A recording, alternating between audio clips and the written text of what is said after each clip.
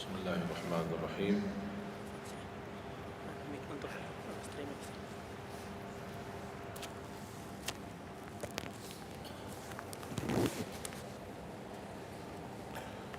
السلام عليكم ورحمة الله وبركاته. الحمد لله رب العالمين، أشهد أن لا إله إلا الله وحده لا شريك له ولي الصالحين، وأشهد أن سيدنا ونبينا محمدا عبده ورسوله الصادق الأمين. اللهم صل وسلم وبارك على سيدنا محمد وعلى آله وصحبه ومن تبعهم بإحسان إلى يوم الدين. سبحانك لا علم لنا إلا ما علمتنا إنك أنت العليم الحكيم. Para hadirin, kaum muslimin, muslimat, mukminin, mukminat, semoga senantiasa dimuliakan dan diberkahi Allah Subhanahu wa taala. Dalam kesempatan yang singkat ini, saya ingin mengingatkan beberapa amalan. Menurut saya amalan ini rata-rata sudah ditahu oleh orang dan hafal, tapi cukup banyak yang melalaikan, tidak menyadari amalan yang sederhana ini dianugerahkan oleh Allah dengan pahala yang amat-amat besar. Yang pertama, bacaan Al-Quran. Banyak orang yang malas membaca karena tidak bisa baca, atau alasan tidak mengerti artinya. Daripada saya baca tak faham artinya, mendingan tak usah baca. Itu bisikan syaitan. Yang membisiki seperti ini adalah syaitan. Buat apa kamu baca? Kan kamu tak faham. Mendingan tak usah baca, supaya kita meninggalkan bacaan Al-Quran. Sedangkan dijanjikan oleh Allah SWT dan juga Rasulullah SAW, setiap satu huruf 10 kebaikan, bukan setiap amal. Semua hitungannya dengan amal. Salat 5 waktu dapat pahala 50, salat duha dapat pahalanya, salat qiyamul lail ada pahalanya, sunnah fajar sebelum azan, sudah azan sebelum salat, itu pahalanya sama dengan dunia dan seisinya, seluas dunia dan seisi. Ini sunnahnya. Kira-kira gimana yang wajib? Rasulullah SAW bersabda di hadis yang sahih, la aqulu alif lam mim harf, walakin alifun harf wa lamun harf wa mimun harf. Alif lam mim bukan satu huruf, tapi alif satu huruf, lam satu huruf, mim satu huruf. Cuba kalau kita baca setiap hari satu halaman aja, berapa kita mendapatkan nilai pahala? Hitung, silakan. Bawa kalkulatornya dan hitung sendiri. Tak ada yang sia-sia di sisi Allah. Membaca Al-Quran walaupun tidak memahami isinya, tetap terhitung setiap satu huruf 10 kebaikan. Berarti anda tidak sia-sia membaca Al-Quran walaupun tidak faham. Ada orang membaca tapi berbata-bata. Dia merasa salah bacaannya, keliru. Dia sudah berusaha belajar, tapi itu kemampuannya.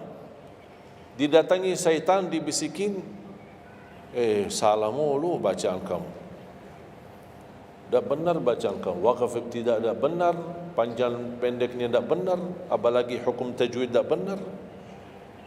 Bisa keliru, bisa dosa. Astagfirullah, dosa ya.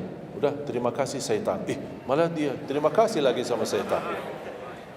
Dibisikin, didengarin, diterima, langsung dia rubah, tidak baca. Alasannya takut dosa. Padahal ada berita gembira dari Rasulullah SAW, al-mahiru bil-Qur'ani ma'as safaratil kiramil barara. Yang mahir dalam membaca Al-Quran, nanti di hari kiamat dia bersama malaikat safara kiram barara. Terus ya Rasulullah, gimana keadaan yang berbata-bata itu? Gimana? Walladhi yatata'ta'u fi wa huwa alaihi syaq lahu ajran. Barang siapa yang membaca tapi masih berbata-bata dalam bacaannya, bukan dosa, justru 2 pahala. 1, karena dia mau baca Al-Quran. 2, karena ada berbata-bata, kesulitan dalam membaca. Allah menghargai kesulitan, Allah berikan pahala. Berarti tidak ada rugi sama Al-Quran. Semenjak saya mengambil keputusan tidak memegang HP, saya sadari betapa banyak kita rugi berjam-jam, berhari-hari, berminggu-minggu, bahkan bertahun-tahun kita jauh dari Al-Quran. Aku heran ketika mendengar ada orang yang bisa lewat 1 bulan tapi tidak khatam Al-Quran. 1 bulan, 30 hari, berarti minimal setiap hari 1 juz. Dikali 30 hari, 30 juz. Ada orang 1 tahun tidak khatam-khatam. Syukur kalau khatam di bulan suci Ramadan 1 kali. Habis Ramadan dia tutup Al-Quran. Mohon maaf, ketemu lagi di tahun depan pas Ramadan lagi. Ini keadaan kita. Makanya orang berkata, negeri kita bermasalah terus, negeri kita politiknya begini, negeri kita selalu ada ini. Perbuatan tangan kita. Di mana kita jauh hubungan kita sama Allah, Allah hantarkan musibah sampai kita sadar memperbaiki hubungan kita sama Allah. Salatnya, Qur'annya, ibadahnya. Itu kunci memudahkan dan mengatasi semua masalah. Silahkan rubahkan pemimpinnya berkali-kali, rubahkan aturan negaranya berkali-kali, tidak akan bisa terjadi kebaikan kecuali hubungan kita dari Allah Subhanahu Wa Taala. Semakin baik hubungan kita, semakin dekat Allah yang urus. Tapi kalau kita mengurus sendiri dan kita jauh dari Allah, ya silakan. Kata Allah, silahkan. Wakaltuhu ila nafsi. Aku tinggalkan dia untuk dirinya sendiri. Dan siapa kira-kira yang bisa mengurusi dirinya kalau bukan pertolongan Allah SWT?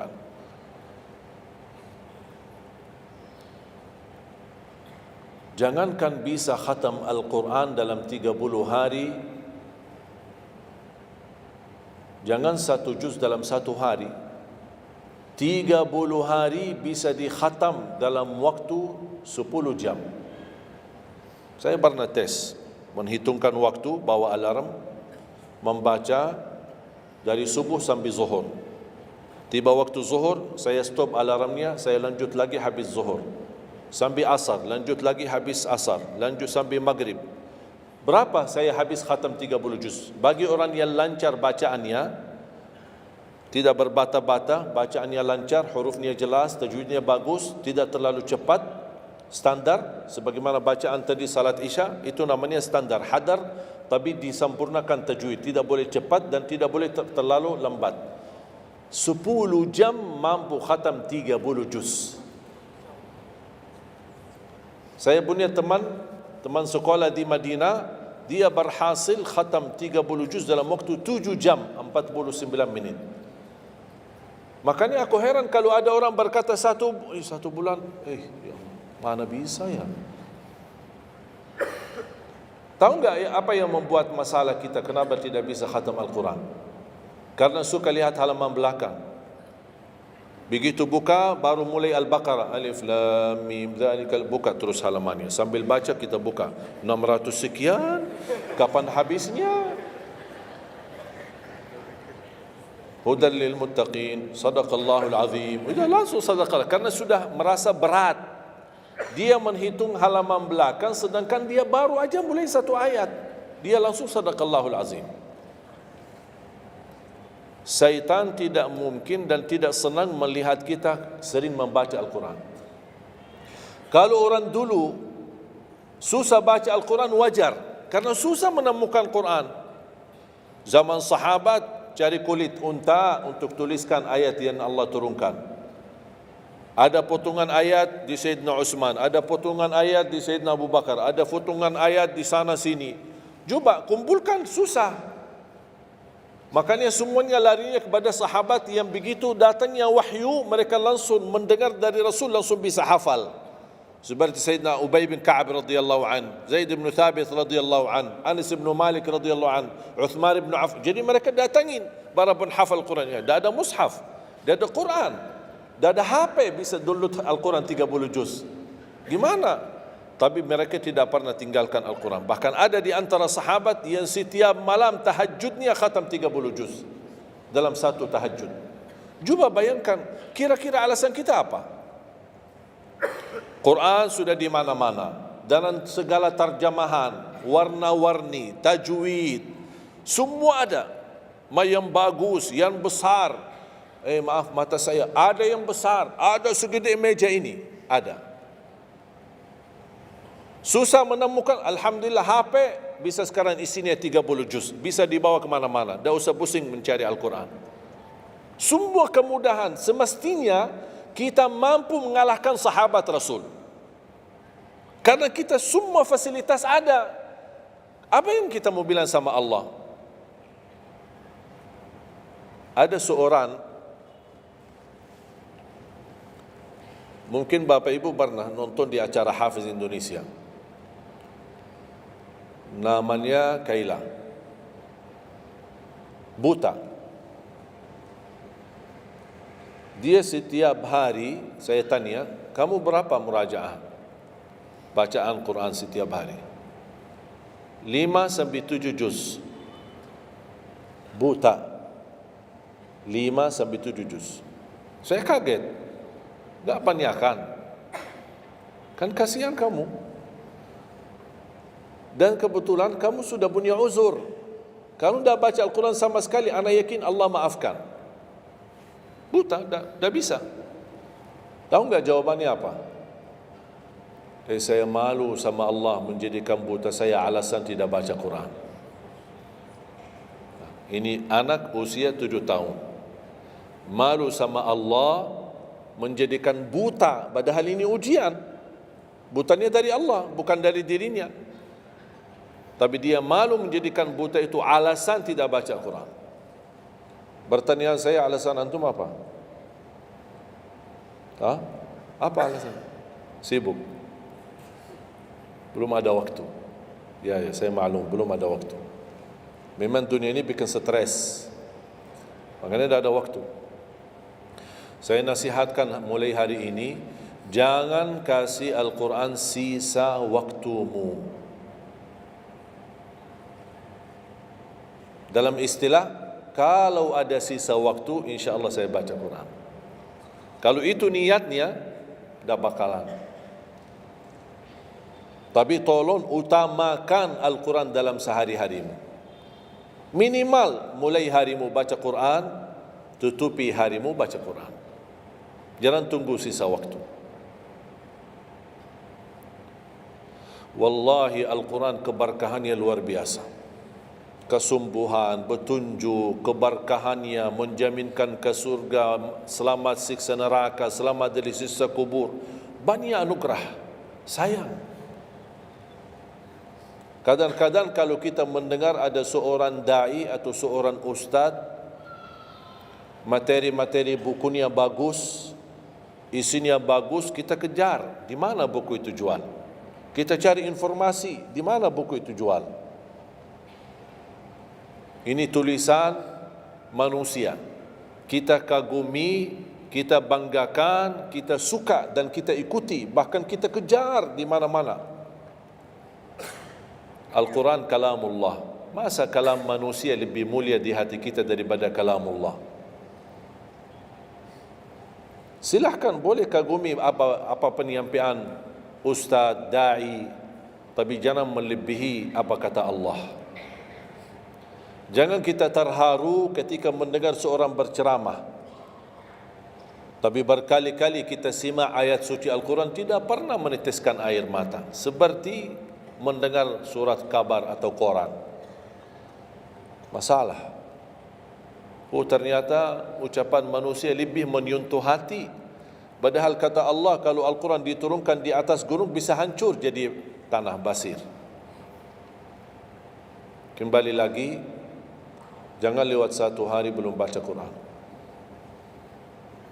Tidak bisa baca, masih bisa simak, dengar. Setelkan murattal dari HP-mu. Manfaatkan kondisi macet di Jakarta. Manfaatkan, lagi naik motor, Taruh apa? Apa ruginya? Ruginya apa? Simpan handsfree di telinga, ya sambil bawa motor. Dengarin ayat suci Al-Quran. Nikmat, berkah, dalam lindungan Allah, disertai malaikat. Apa ruginya? 1 jam di dalam perjalanan, tidak ada rugi. Terhitung memang umur kita, tapi sudah diisi mendengar Al-Quran. Juga banyak waktu. Nikmat. Kalau saya merasa kesibukan mengganggu sampai tidak ada luang waktu cukup untuk saya bisa baca tilawah di rumah, saya menikmati di jalan. Apalagi kalau mau pergi ke acara, apalagi kalau keluar kota, berjalan lumayan jauh, nikmat. Ya Allah, mudah-mudahan macet terus. Nikmat.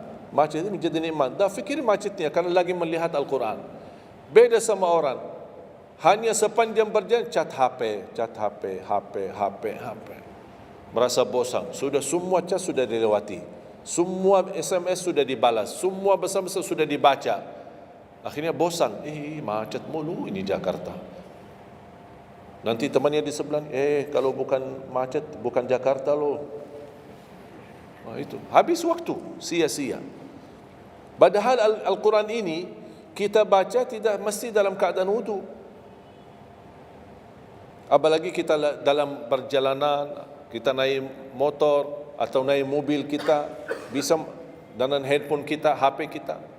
Ada orang terus, gimana saya membawa Al-Quran terus saya tidak berwudu? Kan kamu menyentuh HP, bukan menyentuh Al-Quran. Bersentuhan dengan HP.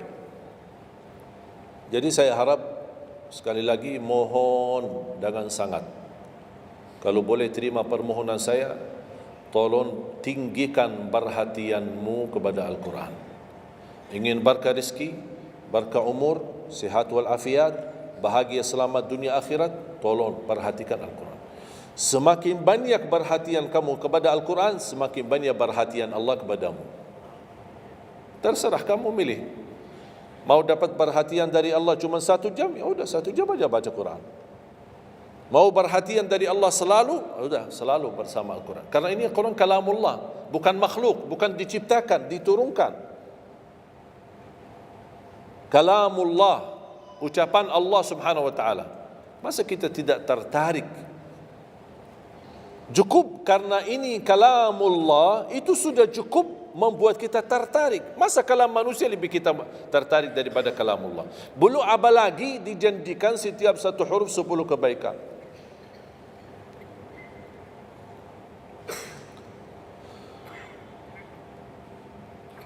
Kira-kira siap? Minimal mulai harimu baca Quran, tutupi harimu baca Quran. Habis bangun, sebelum beraktivitas baca. Baca apa? Bebas. Boleh enggak saya baca sambil khatam tapi saya tidak faham isinya? Boleh. Tetap dapat pahala setiap satu huruf 10 kebaikan. Baca sampai mempelajari isi maknanya, memahami maknanya, lebih besar lagi pahalanya. Membaca, memahami, menhayati lagi, lebih besar lagi pahalanya. Membaca, memahami, menhayati, menamalkan, lebih besar lagi. Kalau tidak bisa meraih semua pahala itu, ya paling minimal pahala bacaan. Kalau saya tidak dapat meraih pahala menhayati, pahala memahami, pahala menamalkan, apalagi saya orang awam tidak begitu mengerti apa yang semestinya saya amalkan, la yukallifullahu nafsan illa wus'aha. Amalkan sesuai kemampuan. Ada pelajaran ayat yang dibacakan tadi, kita bisa ambil maknanya, kita mengambil kesimpulannya. Jangan kita menjadi seperti golongan yang datang hari kiamat malah minta tolong diselamatkan oleh Allah dari neraka. Kalau di hari kiamat tidak bisa saling menolong, tidak bisa. Sekarang kita masih bisa saling membantu dan saling menolong. Dan di antaranya menolong diri sendiri. Jangan menunggu di hari kiamat. Jangan kita bisa menolong, tolong menolong. Di hari kiamat orang tua tidak bisa menolong anaknya. Anaknya pun larikan diri daripada orang tua. Tidak ada yang mau kenal.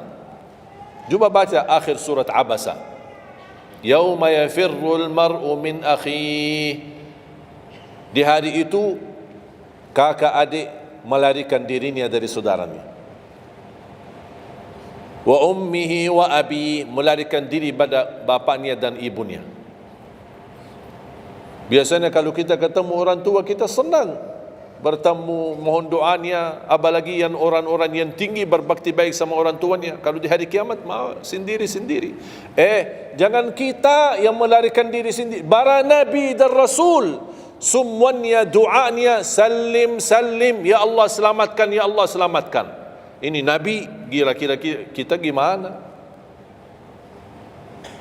Yauma yafirrul mar'u min akhihi wa ummihi wa abihi wa sahibatihi wa bani. Sampai dari istrinya pun dia melarikan diri. Mohon maaf, sendiri-sendiri. Saya tidak bisa tolong kamu. Jangankan kita sama istri kita atau sama anak-anak kita. Rasulullah sallallahu alaihi wasallam pernah berkata sama Siti Fatimah, anaknya Nabi Muhammad, ittaqillah fa inni wallahi la ughni anki min Allahi syai'a. Hei anakku Fatimah, bertakwalah kepada Allah, karena aku tidak bisa membantu kamu nanti di kemudian hari. Sendiri-sendiri. Salim salim, selamatkan ya Allah. Ini kesempatan. Sebelum kita menjadi na'udzubillah salah alamat daripada ke surga menjadi ke neraka, kita sekarang perbaiki kemana arahan kita, kemana jalan kita. Kita yang milih, tidak ada yang memaksa. Taat, Allah hanya menyuruh kita taat, tapi Allah tidak pernah maksa. Kira-kira kalau tidak salat dapat pukulan? Dapat pukulan? Ada yang memukul kita? Ada yang melemparkan kita dalam batu sampai bata kepala kita? Ada? Tidak ada. Taat, Allah menyuruh taat, tapi Allah tidak pernah maksa. Sama juga syaitan, menyuruh kita dosa maksiat, tapi syaitan tidak pernah maksa kita. Sebagaimana ayat tadi dibacakan, ayat surah Ibrahim ayat 22, syaitan berkata, aku tidak punya kuasa di atas kalian, tapi aku hanya menyuruh kalian terlalu cepat taati. Kata syaitan, terlalu cepat respon, aku hanya menyuruh.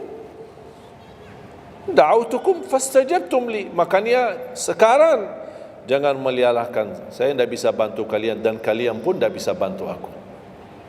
Kita dua-duanya dijerumuskan dalam neraka, na'udzubillah min dzalik.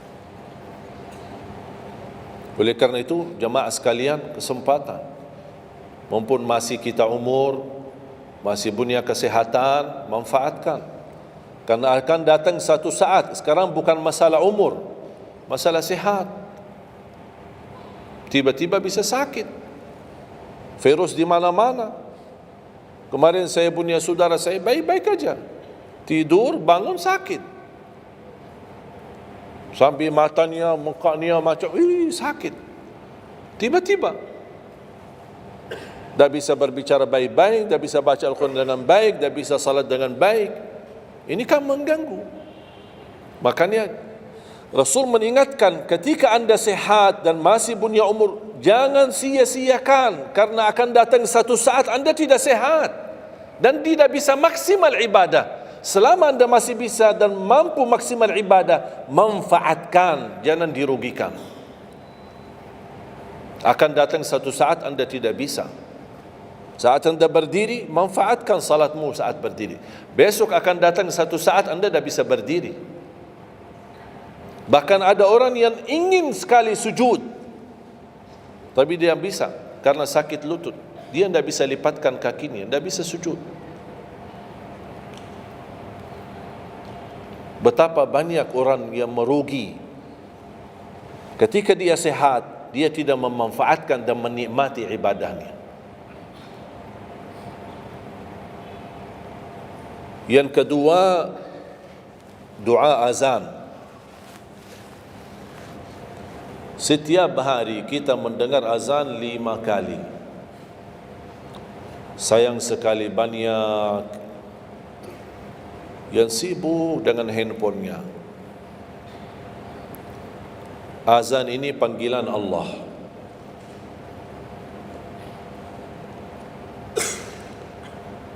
Barang siapa, kata Rasulullah SAW, mengikuti perkataan muazzin.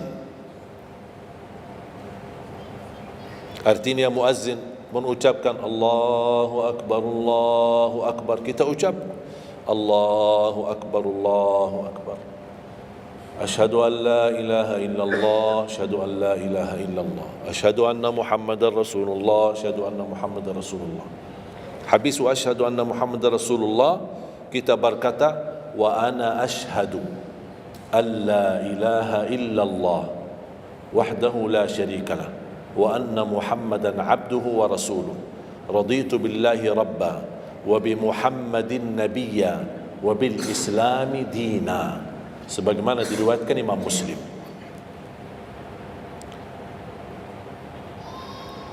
Hayya 'alas salah, kita jawab la haula wala quwwata illa billah. Apa hikmahnya di sini la haula wala quwwata illa billah? Ya Allah, kami tidak punya daya dan kekuatan untuk menghadiri panggilan-Mu kecuali dengan pertolongan-Mu ya Allah. Karena hayya 'alas salah butuh gerak, bergerak, datang. Hayya 'alas salah, panggilan, hey mari salat. Ya Allah, la haula wala quwwata illa billah. Ya Allah, kami tidak punya kemampuan menghadapi godaan dunia, menghadapi hawa nafsunya, menghadapi malas kecuali dengan kekuatan-Mu ya Allah. La haula wala quwwata illa billah. Meraih kemenangan, meraih kemuliaan, hayya 'alal falah. Ya Allah, kami tidak mampu meraih kemuliaan itu kecuali dengan kekuatan dan izin-Mu ya Allah. Allahu Akbar, kita ucapkan Allahu Akbar. La ilaha illallah, kita ucapkan la ilaha illallah. Habis itu apa kata Rasulullah SAW di hadis yang diriwayatkan Imam Bukhari?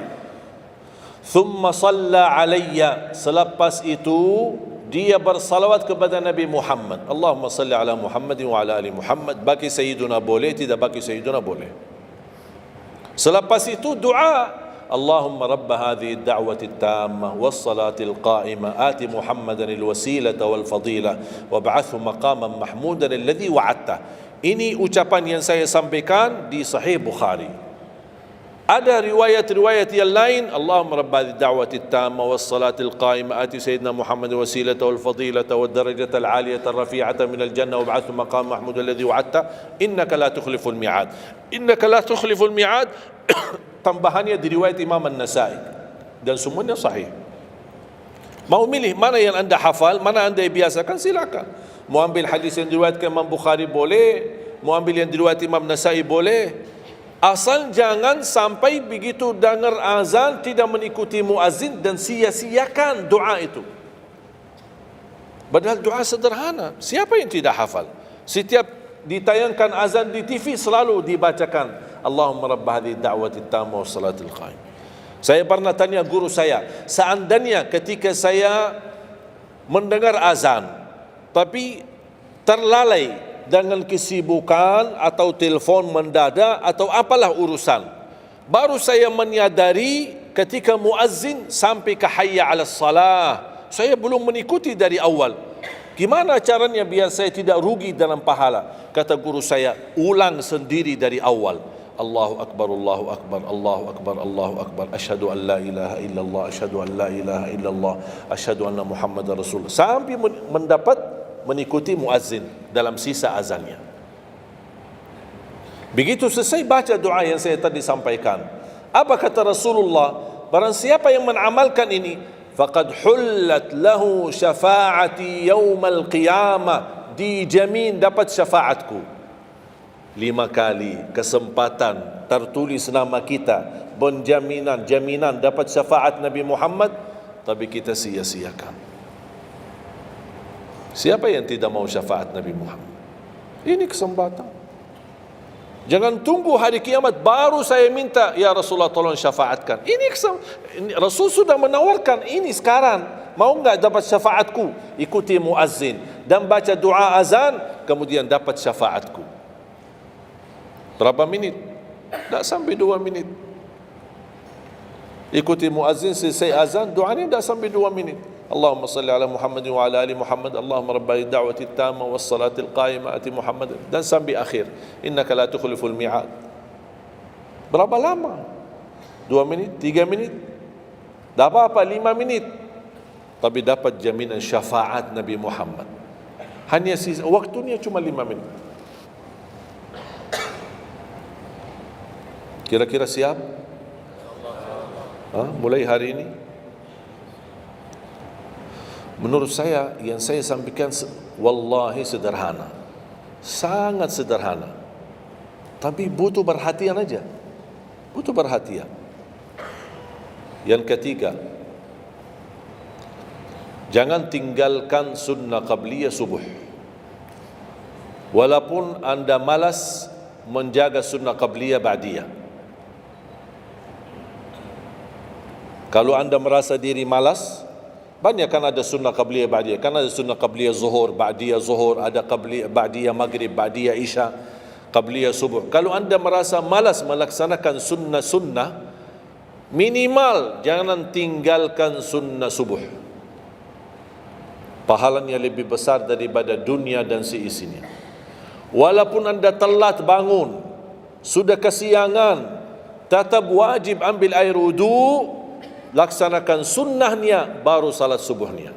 Walaupun anda bangun jam 11 siang. Tetap banyak orang karena ketiduran dan terlewat waktunya, dia tidak salat subuh. Terus ini hutang, wajib bayar. Dan tidak bisa besok ganti subuh 2 kali. Tidak ada di dalam agama. Subuh, ya udah, ya Allah, nawaitu salat subuh yang kemarin karena saya ketiduran lillahi ta'ala. Sudah bisa. Apa kata ini? Bukan, mohon maaf, ini bukan kata saya supaya orang jangan ini pendapat baru. Bukan kata saya, tapi kata Rasulullah SAW. Bukan kata Majlis Ulama Indonesia, bukan kata saya, bukan kata siapa-siapa. Kata Rasulullah sallallahu alaihi wasallam di hadis yang sahih, "Man nama an salatin aw nasiyaha falyusalliha mata dzakaraha, la kaffarata laha illa dzalik." Ya Allah, terima kasih ya Rasulullah. Sepertinya Rasul sudah diberitahu umatnya bakal ketiduran banyak dari salat. Makanya sudah diberikan solusi. Seandainya ketiduran, ini juga kata Rasulullah, man nama an salatin, silahkan nanti anda pas pulang buka di Google, biar lihat sanad hadisnya ni. Oh, Syekh Ali kau bawain hadis yang dah benar ni. Silahkan. Tahu, kenal enggak Syekh Google? Syekh Google kenal? InsyaAllah semua ilmu dia tahu. Tinggal masukin aja. Barang siapa yang ketiduran dari salat, hadis. Terus klik, dia keluar. Semua dasarnya apa dijelaskan. Semua. Mu bahasa Arab ada, mu bahasa Indonesia ada, mu bahasa Inggris pun ada. Syekh Google hebat. Man nama an salatin aw nasiyaha falyusalliha mata dzakaraha, la kafarata lahu illa dzalik. Barang siapa yang ketiduran, coba ketiduran. Tidur menurut ulama dianggap uzur. Pernah istri saya ketika saya keluar kota, dia hubungi dan dia bangun kesiangan, kira-kira jam 8. Dia telefon dengan nangis-nangis. Kenapa nangis? Sakit? Enggak, ketiduran tadi subuh. Ya udah, ambil air wudu, salat subuh. Rasulullah aja pernah ketiduran dari salat subuh. Yang tidak boleh, jangan terlalu sering. Kalau sekali-kali karena sakit, terlalu lelah, capek, Allah maklumlah kita manusia lemah. Tapi jangan setiap hari ketiduran. Ya Allah, maaf ketiduran ya. Kira-kira di jam kantor, kalau setiap hari kita telat, alasannya, ya maaf bos, ketiduran. Besok lagi alasan yang sama, maaf ketiduran. Besok lagi alasan yang sama. Kira-kira gimana? Dipecat enggak? Dipecat. Malu kita, sama manusia aja tak berani kita dengan alasan yang sama, kita selalu itu aja. Masa sama Allah kita berani? Sekali-kali boleh uzur. Capek, sakit, sekali-kali, tapi jangan terlalu sering. Ketika kita bangun jam berapapun wajib laksanakan, karena kata Rasulullah tidak ada kafarah yang lain. Tidak ada kata ganti dengan uang atau ganti dengan sedekah atau ganti dengan, tidak bisa. Tunaikan. Falyusalliha, kata Rasulullah, falyusalliha, segerakan salat itu jam berapapun, walaupun kesiangan.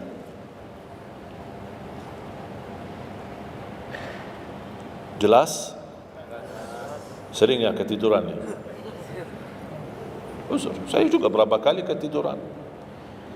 Bukan berarti saya tidak pernah ketiduran, berapa kali. Bisa ada orang habis tahajud, terlalu lelah, capek, dia mau hanya istirahat saja di atas sajadahnya. Pas bangun sudah jam 7. Padahal Masya Allah tahajud. Semangatnya tahajud tapi ketiduran salat subuh. Makanya ini harus disesuaikan kemampuan. Anda merasa diri kalau salat tahajud 8 rakaat, bangun jam 2, ya Allah kuat, tidak kuat ini. Kembali kepada kemampuan. Tahajud tidak harus 8 rakaat. Tahajud tidak harus 20. 2 rakaat, tutup witir sudah tahajud. Dan tahajud pun salat malam tidak harus tidur dulu.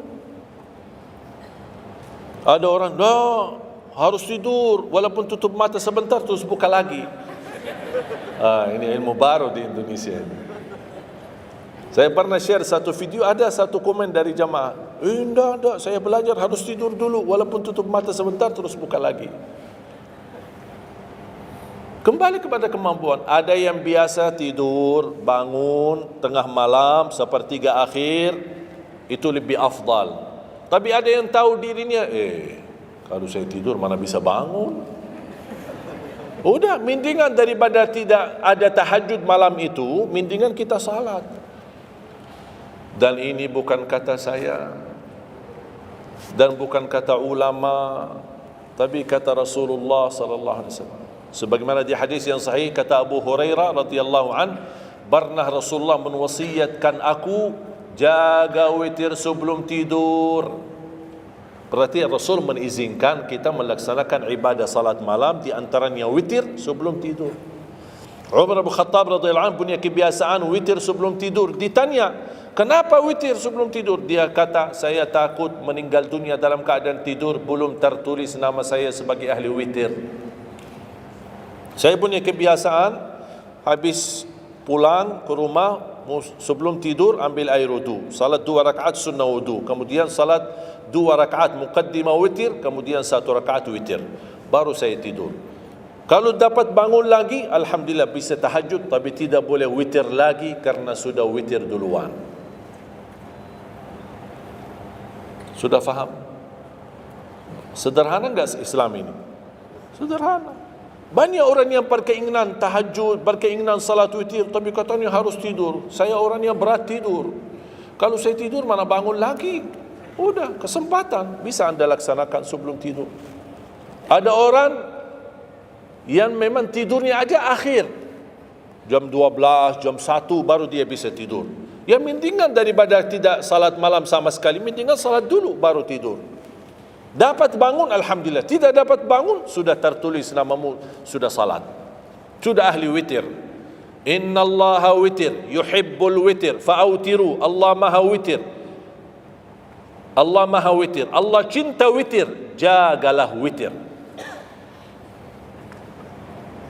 Dan ini termasuk 2 sunnah yang Rasul tidak pernah tinggalkan, sunnah subuh sama sunnah witir. Sakit, sehat, mukim, di dalam kota, musafir, keluar kota, perang, aman, damai, tetap tidak pernah tinggalkan 2 sunnah itu. Sunnah subuh sama sunnah witir. Itu kebiasaan Rasulullah SAW. Kalau anda merasa pun sakit, tidak bisa berdiri, tidak bisa qiyam, bisa anda laksanakan witir dalam kondisi duduk. Yang terakhir, ayat al-kursi.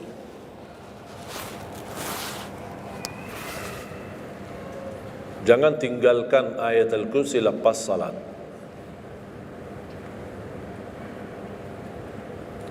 Jangan tinggalkan ayat kursi lepas salat. Salat wajib. Sama ketika mau tidur.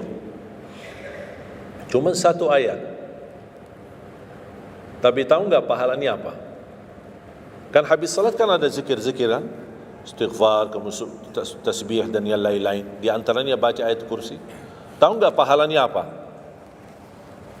Ada yang pernah baca pahalanya apa? Barang siapa yang membaca ayat al-kursi setiap habis salat fardu, laisa bainahu wa bainal jannati illa an yamut. Tidak ada sesuatu yang mampu menghalanginya masuk surga kecuali menunggu mati. Cuma baca ayat kursi. Dan ketika mau tidur,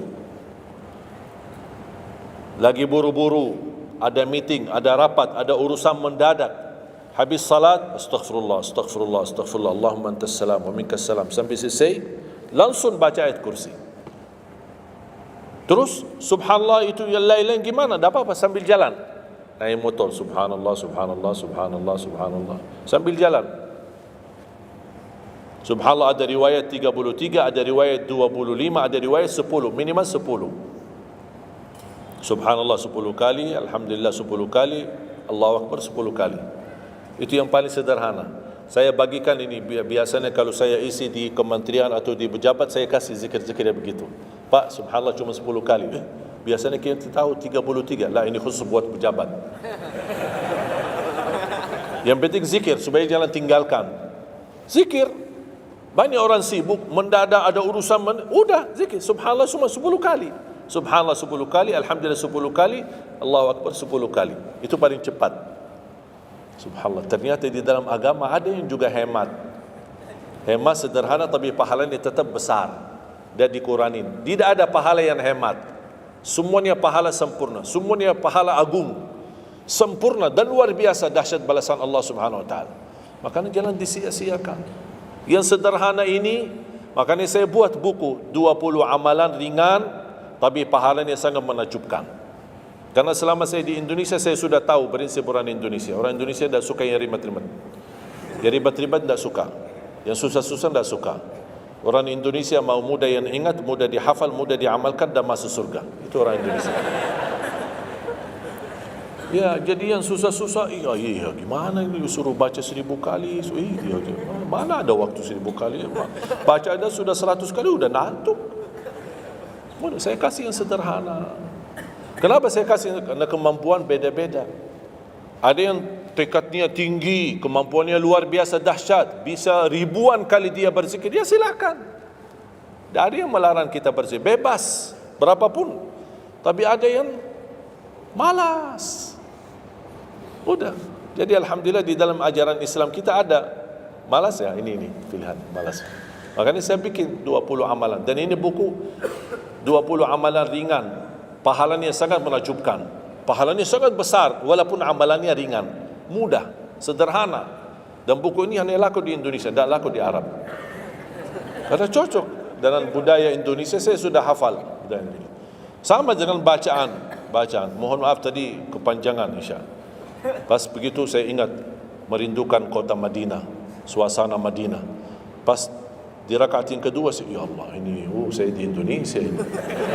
Makanya saya tidak jadi panjang rakaat kedua, biar lebih cepat. Karena memang budaya ini tidak bisa panjang-panjang, lama-lama tidak bisa. Kalau kulhu bisa dibagi 2, terima kasih. Kita lihat tarawih kan salah satu contoh tarawih. Walaupun 23 rakaat jumlahnya banyak, tapi ayatnya pendek. Al-hakum qul al-asr qul huwal humazah qul huwa, itu ya kan. Ini budaya. Kita kan hormati budaya, harus belajar. Walaupun ada sekarang ada beberapa masjid yang panjang, ya kembali kepada kemampuan, tapi tidak boleh saling menyalahkan. Ada orang yang suka, enggak, saya mau yang qul hu qul, ya udah sana. Masih qul hu di sana, masih kita beda. Yang penting kita bisa jaga salat. Dan yang terpenting dalam salat ini adalah yang terjaga kekhusyuan. Bukan masalah jumlahnya, bukan masalah kepanjangannya, tapi kekhusyuan. Tumaknina, karena tumaknina rukun dalam ibadah salat. Sama seperti rukun qiyam, rukun baca al-fatihah. Tumaknina. Apa itu tumaknina? Ketenangan dalam salat. Bacaannya tenang, gerakannya tenang. Bukan kejar-kejaran. Imamnya baru baca Al-Fatihah, sudah amin, imam makmum belum selesaikan ini, terus dikejar imam. Imam Allahu Akbar, sami Allahu bihamdihi, Allahu Akbar, Allahu Akbar, Allahu Akbar. Imam makmum jadi kasihan. Kejar. Dia tidak bisa baca. Makmum, wallahi makmum tidak bisa baca apa-apa. Hanya fokusnya bisa kejar imam. Yang penting jangan sampai tertinggal imam. Yang saya fikirkan, kasihan yang tua-tua, bapak-bapak. Gimana yang bapak-bapak? Kalau yang muda-muda masih bisa kejar imam, terus yang bapak-bapak gimana? Setiap gerakannya batuk 10 kali. Rukuk batuk lagi, sujud batuk lagi. Karena pelan-pelan gerakannya. Saya pernah ada satu kejadian ketika masuk salah satu kampung, kita lewati, saya mampir, samping saya ada bapak lumayan tua, gerakannya juga pelan-pelan. Yang saya kasihan, Imam Allahu Akbar. Saya suka pas ketika takbir. Allah. Bismillahirrahmanirrahim. Alhamdulillahirrahmanirrahim. Astagfirullahaladzim. Saya kaget. Barusan enak, takbirnya enak kok. Bacanya kenapa enggak? Ini pelan-pelan aja. Santai aja, santai. Walaupun baca satu ayat dua enggak, bukan masalah berapa banyak bacaannya. Yang penting kekhusyuan, tumakninah, karena rukun tumakninah. Allahu Akbar, sami Allahu liman hamidah. Saya lihat bapak ini yang sebelah saya. Saya masih bisa kejar imam. Bapak ini enggak kejar-kejar. Imam sudah rukuk, bapak belum rukuk. Begitu imam sami Allahu liman hamidah, bapak enggak jadi rukuk, dia ikut sami Allahu liman hamidah. Astaghfirullahalazim. Bas sujud, kita sudah sujud 2 kali, bapak kan pelan-pelan sambil batuk. Terus dia turun sujud. Pas dalam kondisi sujud, kita sudah berdiri, bapak kan baru dia turun, dia berdiri lagi. Astagfirullahaladzim. Pas di rakaat yang kedua, saya megang tangannya, Pak kita pulang aja deh. Biar bapak salat di rumah. Kasihan bapak tidak bisa salat, tidak bisa rukun, tidak bisa sujud, tidak bisa apa-apa. Makanya tumakninah bukan wajib, bukan sunnah, tapi rukun dalam salat, dan tidak sah. Walaupun salat sunnah, tidak sah salatnya seorang kalau dia tidak membawa tumakninah. Tidak sah. Disyiarkan, disharekan, diviralkan, dia bilang ada 23 rakaat 7 minit. Menurut saya tidak usah panjang lebar dibahas. Tidak sah, sudah selesai. Karena meninggalkan, sama dengan orang salat tapi tidak baca Al-Fatihah. Kira-kira sah tidak? Tidak sah. Gimana kira-kira bacaan Al-Fatihah? Oleh kerana itu jemaah sekalian, mari kita sama-sama, apalagi tidak lama lagi kita menyambut bulan suci Ramadan. Saya harap kita mencintai budaya kita, mencintai negeri kita, tapi harus hal yang perlu diluruskan, harus diluruskan. Apalagi yang terkait ibadah salat, tarawih. Tidak masalah masjid 11 rakaat, ada masjid 23 rakaat, jangan ribut. Tidak masalah. Yang mau 11 silahkan, yang mau 23 silahkan. Yang penting kita bisa melaksanakan salat dengan baik. Apalagi alhamdulillah sudah sekarang muncul banyak para imam-imam, pemuda-pemuda yang bacaannya merdu, yang bacaannya indah. Kita bisa menikmati suasana bulan suci Ramadan. Bacaannya tidak mesti panjang-panjang. Walaupun rata-rata di Indonesia jarang kita menemukan masjid yang khatam. Dulu saya ingat waktu saya masih di Lombok, kita ingat salat tarawih khatam 30 juz, dan salat tahajud 10 malam terakhir khatam lagi 30 juz. 2 kali kita khatam dalam 1 bulan Ramadan. Tapi ini karena permintaan dari lingkungan dan jamaah. Kalau tidak ada permintaan susah. Apalagi orang baru datang. Saya sering memperhatikan orang baru datang kayaknya salah masuk masjid. Pas begitu melihat imamnya kepanjangan, ini masjid apaan ini, mundur ke belakang. Pernah saya pas ketika lihat ada makmum mundur, saya baru masuk. Bapak mau kemana? Mau ambil wudu lagi. Pas habis salat saya tarik kanan kiri, tidak ada. Ternyata ambil wudu di rumahnya. Jadi karena tidak semua bisa, makanya tidak boleh kita saling menyalahkan, tapi kita harus saling mengingatkan.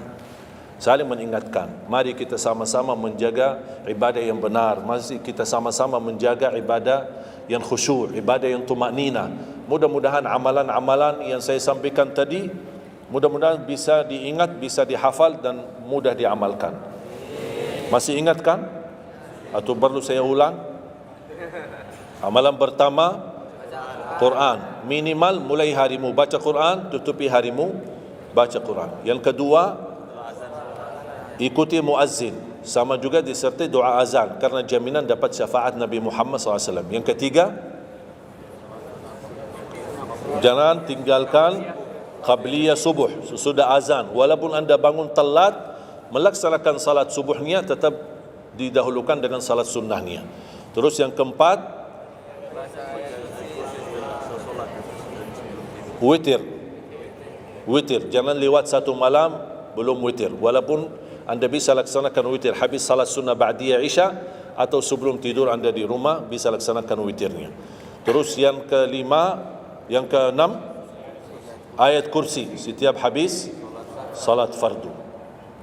Mudah-mudahan insyaAllah amalan ini yang sederhana mudah-mudahan bisa kita jaga, walaupun sederhana tapi saya yakin akan membantu menjadikan banyak perubahan dalam kehidupan kita. Akan bertambah keberkahan, ketenangan, kita akan merasa jauh lebih sejuk, bahkan jauh lebih nikmat untuk kita beribadah. Baru saya ingat satu hal, sedekah. Kalau bisa, sedekah subuh. Pengalaman saya dari semua pelajaran yang saya pelajari, saya menemukan sedekah semua waktu baik. Jumat, waktu majlis ilmu, habis majlis ilmu, semua sedekah itu baik. Tapi saya menemukan sedekah subuh itu yang paling baik, yang paling dahsyat, yang paling cepat terkabul hajat kita. Kenapa sedekah subuh dahsyat? Karena setiap waktu subuh Allah turunkan malaikat, tugasnya cuma satu, mendoakan orang yang berinfak di subuh hari. Tidak usah payah dan susah cari orang miskin subuh hari. Mulai malam ini anda sediakan kotak amal dalam rumahmu, atau anda bisa pinjam seperti kotak amal ini Darut Tauhid ya, ini bisa anda pinjam atau minta sama Darut Tauhid. Anda bisa simpan di rumah. Setiap habis subuh sebelum beraktivitas isi sedekah. Yang lebih dahsyat lagi, sedekah yang disertai doa. Karena wallahi terjamin doamu terkabul dengan wasilah sedekah subuh. Sakit, ya Allah, aku mohon dengan berkat sedekah ini sembuhkan penyakitku. Kalau orang tua yang sakit, doakan orang tua. Ya Allah, dengan berkat sedekah subuh ini sembuhkan orang tua saya. Mencari jodoh, mencari kerjaan, apapun masalah yang anda hadapi, masalah hutang, masalah apapun. Orang tua sudah meninggal, ya Allah, aku mohon dengan berkat sedekah ini titipkan pahala sedekah ini untuk kedua orang tuaku. Apa saja, mau hafal Al-Quran, tapi kalau boleh saya usulkan, satu kali sedekah fokus satu hajat. Jangan sedekahnya koin tapi doanya sampai terbit matahari. Malu sama Allah. Kelamaan doa ni, sambil malaikat tulis doa ni, kelamaan. Banyak sekali doa. Satu kali doa, satu kali hajat, satu kali sedekah. Sesuaikan. Bukan Allah tidak bisa, Allah maha bisa menolong kita. Tapi kita malu, masa kita sedekah begitu saja, tapi kita minta panjang lebar. Ya, tolong disesuaikan. Tapi rutin, wallahi dahsyat. Antum insyaAllah akan merasakan sedekah subuh, subhanallah. Setiap jamaah yang saya sampaikan, termasuk ada keluarga yang sudah lama menikah, tidak punya keturunan, saya memberikan amalan ini. Suami istri masing-masing mengamalkan, isi sedekahnya, ya Allah, aku mohon dengan berkat sedekah ini karunialah kepada kami keturunan. 17 tahun mereka tidak punya keturunan. Alhamdulillah 6 bulan kemudian saya dapat berita gembira dari mereka, kabar baik, alhamdulillah istrinya positif hamil. Sedekah subuh luar biasa dahsyatnya. Sedikit tapi rutin sampai insyaAllah kita dipanggil oleh Allah, mudah-mudahan dalam keadaan husnul khatimah. Allahumma ighfir lana wa liwalidina wa li jami'il muslimina wal muslimat wal mu'minina wal mu'minat al ahya'i minhum wal amwat. Allahumma ya Allah, jadikan pertemuan ini membawa barakah bagi kami, jadikan sisa umur kami lebih baik daripada yang sudah lalu, jadikan segala perjuangan kami, sedekah kami, infak kami, amalan salih kami menjadi pahala besar di sisi-Mu ya Allah, menjadikan membawa syafaat bagi kami di hadapan-Mu hari kiamat. Akhiri hayat kami dengan husnul khatimah. Ampuni dosa kami, ampuni kedua orang tua kami. Ya Allah, aku mohon untuk semua jemaah yang hadir, selepas majlis ini masing-masing pulang sudah diampuni segala dosanya, disucikan hatinya, dibersihkan jiwanya, diselamatkan setiap langkah-langkahnya. Jadikan kami semua penghafal Al-Quran, berakhlak akhlakul Quran, menjadi ahlul Quran, pencinta Al-Quran, dan di hari kiamat mendapatkan syafaatnya Al-Quran. Birahmatika ya arhamar rahimin. Rabbana atina fid dunya hasanah wa fil akhirati hasanah wa qina adzaban nar. Wa sallallahu ala sayyidina nabiyina Muhammad wa ala alihi wa sahbihi baraka wasallam. Walhamdulillahi rabbil alamin. Akhirul kalam, subhanakallahumma bihamdika asyhadu an la ilaha illa anta astaghfiruka wa atubu ilaik. Wassalamualaikum warahmatullahi wabarakatuh.